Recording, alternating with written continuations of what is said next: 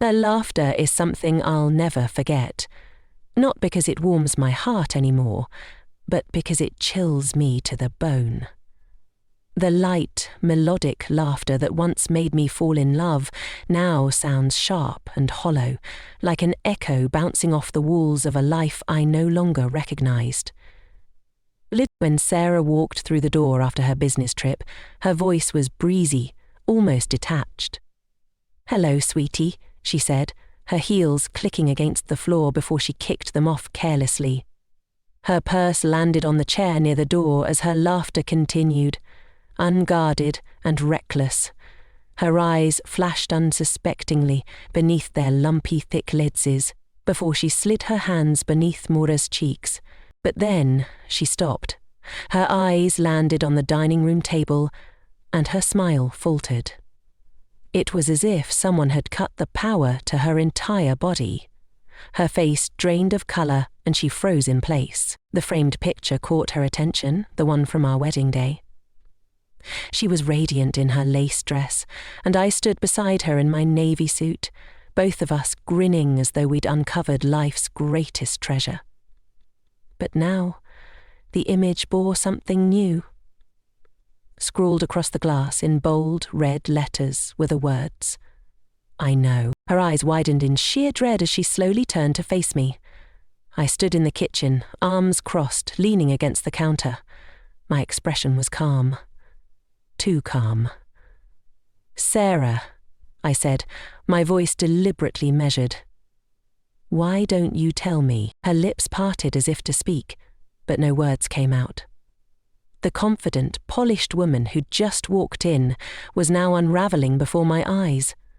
I could almost hear the gears in her mind grinding, trying to piece together how much I knew. "Jack, I don't know what you're talking about," she stammered, her voice trembling. A bitter laugh escaped me, an unfamiliar sound that even startled me. "Don't insult my intelligence, Sarah." I straightened up, the weight of months of suspicion and heartbreak pressing down on me. "For months you've been lying to me. Business trips, late nights at the office, your sudden newfound passion for hitting the gym. It's all been a cover, hasn't it?" I pointed to the picture, then grabbed my phone from the counter. A string of images filled the screen, each one more damning than the last. I held it up for her to see. There she was. Her smile was unmistakable, bright, carefree, and cruel. In one photo, she and her so-called business partner Mark strolled hand in hand along a seaside resort. In another, they kissed beneath a cabana, the golden sunset framing their betrayal, and in yet another, they laughed over cocktails at a dimly lit bar, completely lost in their stolen world. "Jack, please, I can explain," she began, her voice cracking. "Explain?" My voice was sharper now, cutting through the tension like a knife. "Explain how you've been sneaking around with Mark, how you turned our marriage into a joke while I trusted you, while I've been working late, busting my back to fund your yoga retreats and spa days." My voice grew louder with each word, the anger bubbling to the surface. By the time I finished, I was nearly shouting. "You lied to me, Sarah, over and over again. Are you sorry you got caught, or do you even feel guilty at all?" She stepped forward, her hands raised in a plea, as if she thought an embrace could somehow erase the damage. "Jack, please," she whispered. "Let me explain. It's not what it looks like." I cut her off with a raised hand, halting her in her tracks. "Don't," I said, my tone cold and unwavering. "Just don't. For the last 2 months I've been gathering everything I could. Evidence, facts, the truth. Want to know why?" Her lips quivered, but she didn't answer. She knew, because I needed to be sure, I continued. I had to know I wasn't imagining things, that I wasn't losing my mind. I exhaled sharply, the weight of it all pressing down on me. "And now that I am sure, I've made some decisions." Oh, her tears began to flow freely, but I didn't feel an ounce of pity, not after what she had done. I kept my voice calm, almost detached. First, I've already filed for divorce. Her eyes widened, and her breath hitched, as if the words physically struck her. My lawyer has the papers ready, I added. You'll receive them tomorrow. I suggest you review the prenuptial agreement before you even think about contesting it. Her face crumbled further at the mention of the prenup. It was ironclad, designed to protect my family's company. She knew the terms well. It ensured she would only leave with what she had brought into the marriage, which frankly wasn't much. You don't have to do this, Jack, she said, in a voice so faint it was barely audible. I ignored her plea. Second, I said firmly. I've already informed Mark's wife. Her reaction was immediate. Her jaw dropped as though I'd slapped her. She opened and closed her mouth, searching for words that wouldn't come. Oh, don't worry, I said, letting out a bitter laugh. She was sympathetic. In fact, she even shared some of her own evidence with me. Did you honestly think the two of you could keep sneaking around without anyone noticing? Her sobs grew louder, but I pressed on, unrelenting. Finally! I reached into the kitchen drawer and pulled out a folder. I've put together everything. The texts, the images, the receipts. I slammed the folder onto the table, making her flinch. If you try to fight me on this divorce, this will go straight to your company's HR department.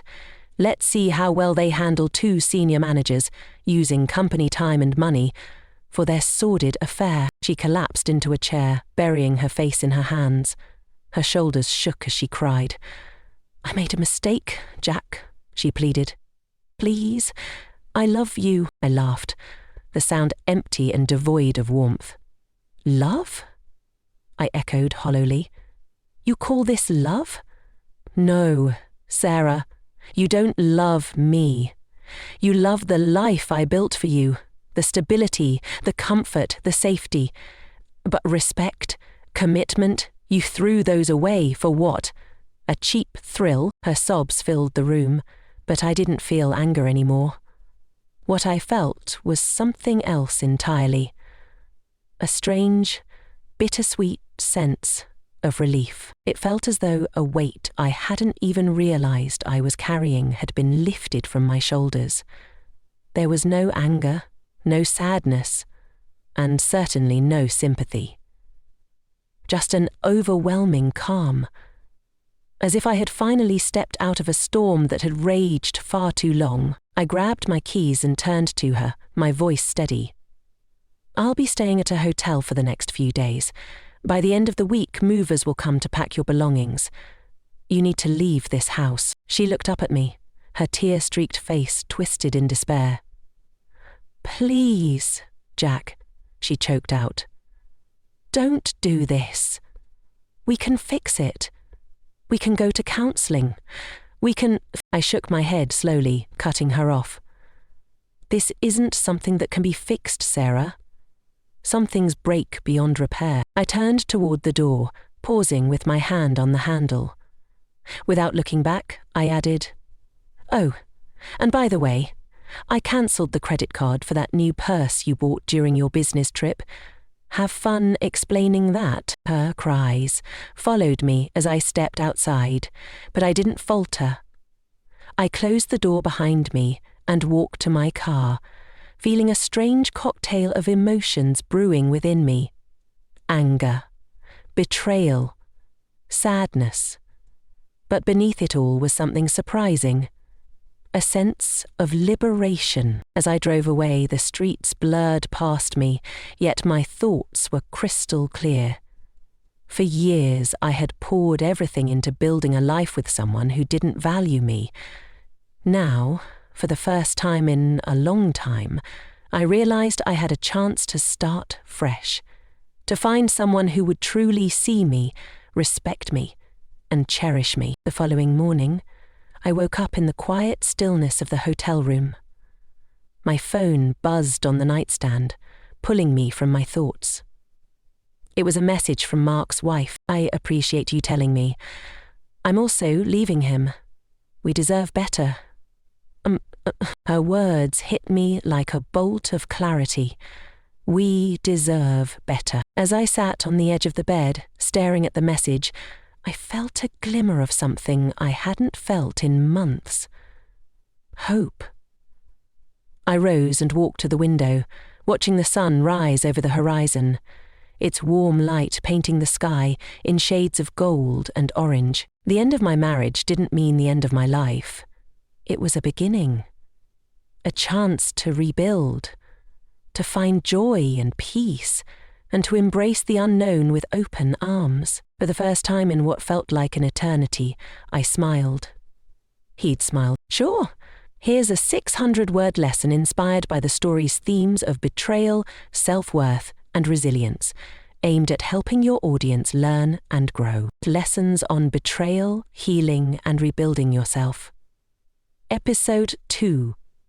Reading the labels. Infidelity is one of the deepest betrayals a person can endure.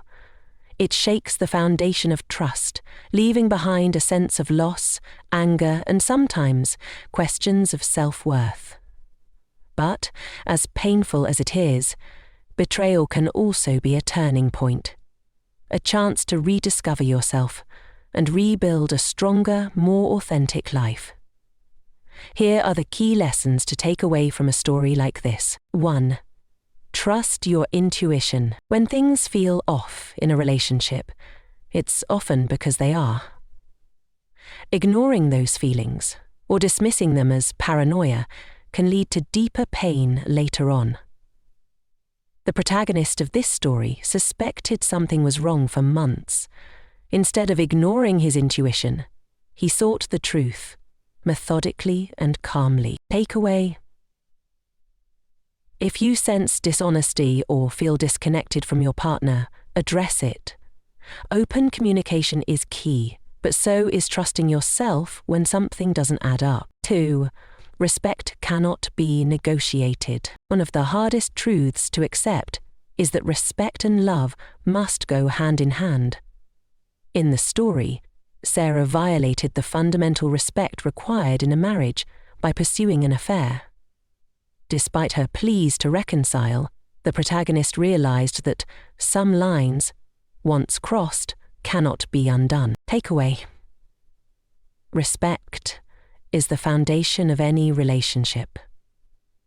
If someone repeatedly disregards your trust, it's a clear signal that the relationship may no longer serve you. 3.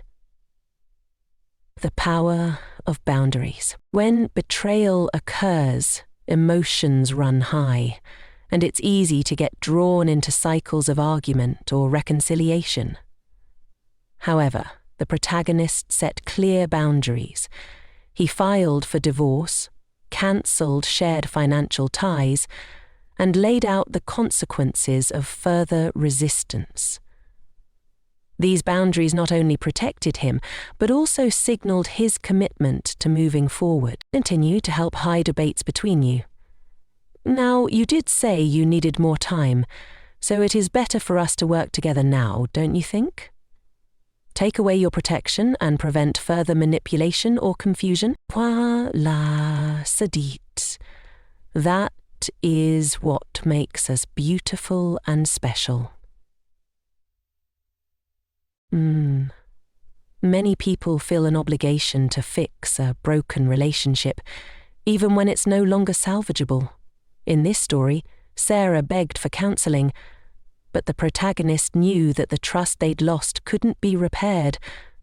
Walking away wasn't just an escape, it was a step toward personal growth. Takeaway: walking away doesn't mean you've failed. It means you're prioritizing your well-being and choosing a future that aligns with your values. 5. Healing takes time, but liberation is possible. This is a quote from Ben Franklin. Identify what you truly want. Betrayal leaves scars, but it also brings clarity. As the protagonist drove away from his old life, he experienced a mix of emotions: anger, betrayal, and sadness, but also relief. That relief marked the beginning of his healing process. By the end, he realized that the end of his marriage wasn't the end of his life. It was the start of a new chapter. Healing from betrayal is a journey. It's messy, non-linear, and at times painful. But it's also an opportunity to rediscover your own strength and find freedom from a toxic situation.